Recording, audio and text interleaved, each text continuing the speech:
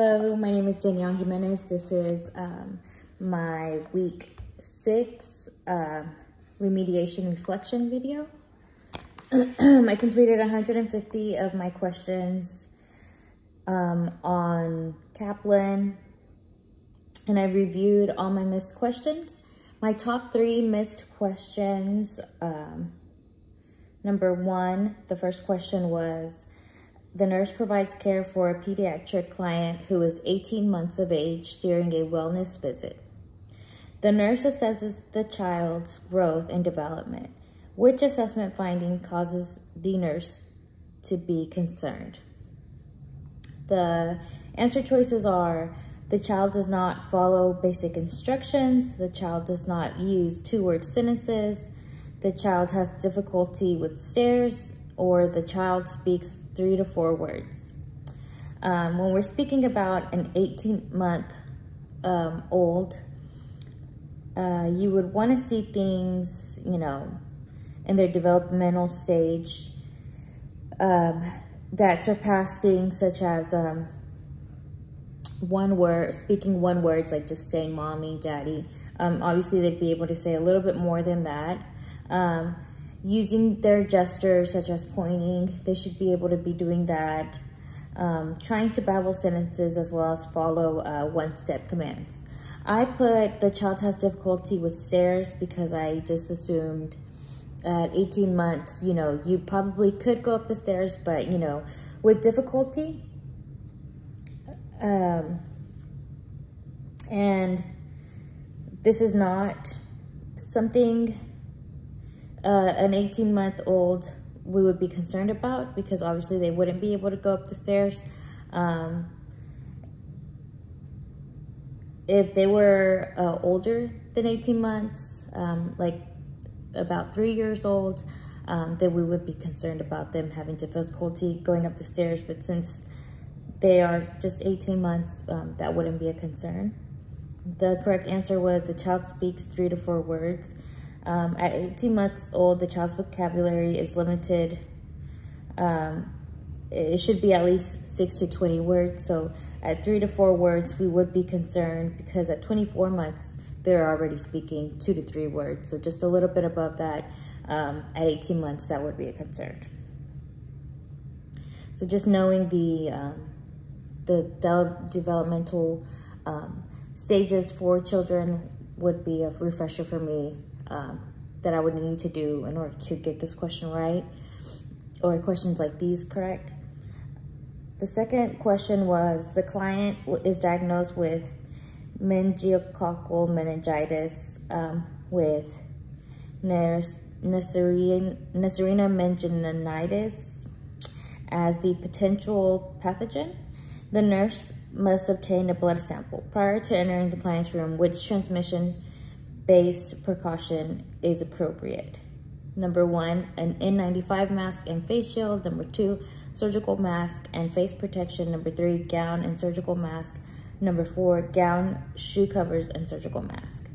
When I answered this question, I knew it was going to be a droplet precaution because it's meningitis, but I didn't know exactly what all came in included with the droplet precaution as far as, the answer choices. I put gown and surgical mask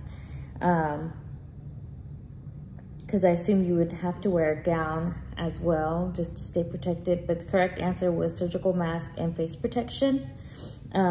Clients known to be suspected by a pathogen such as meningitis by respiratory droplets are, they're coughing, they're sneezing. Those things are droplet precautions. So a mask, of course, which both of the answers did have surgical mask on it, so I did get that technically correct. But I did put gown as the second thing, and the second thing was face precaution. Because, face shield, it would protect your eyes, your mucous membranes, anything like that the infection can get to you. And the last question, the nurse provides care for a client receiving internal feedings via gastrostomy tube. The nurse gives the feedings by bolus. In which order does the nurse complete all activities activities associated with administering the bolus feeding. I honestly didn't know this answer, and I just guessed. I put the order monitor prealbumin levels as the beginning, just to know our baseline. Check for gastric residual volume, so you want to do that before putting something into the patient. Ensure formula is at room temperature, so before giving the formula, make sure that it is in room temperature. And then flush gastrostomy tube with 30 ml of water, and then assess daily intake and output. So the correct order is ensure the formula is in room temperature. I guess that's what would be the first thing you'd want to do. Just have everything prepared before going into the room. And then I did get the second one correct. Check for gastric residual volume, which you would want to do prior to feeding the bolus, to make sure to determine if the gastric is emptying or delayed. And then the third one is flush gastrostomy tube with 30 ml of water. And then, so you'd want to flush it before and after feeding, and every 4 hours for or according to what the policy is in your hospital. And then assess daily intake and output, just to know the balance, their fluid balance daily and more often, to indicate if there's any issues going on. And then monitor prealbumin levels. So you would want to check your values at least monthly to evaluate improved nutritional status. I put the prealbumin level first, just because I would assume that you'd want to know your baseline, but that was incorrect. So I guess this question, I didn't really know what to put just in general, so I just guessed on it. So now reading back and looking at the feedback, I understand why they are in the order they are.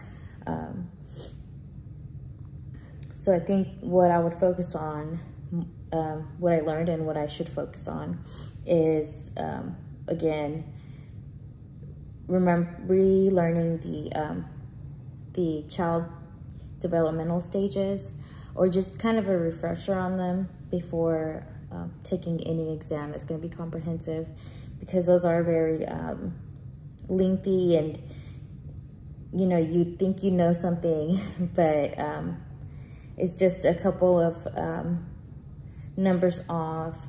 I feel like these are a little difficult because, you know, the correct answer is the child speaks 3 to 4 words, and at 24 months they're speaking 2 to 3 words. Like, there's no exact line that says at 18 months they should speak up to 6 to 20 words or anything like that. It just kind of, you just have to know, oh, at 24 months they speak 2 to 3, so anything higher than that. So I just kind of learning the stages. Those are a little confusing. And then of course, just reading the order of the gastrostomy tube. That kind of was a good thing to learn, because now I know what would be the important order you do things for that. And then the droplet precaution.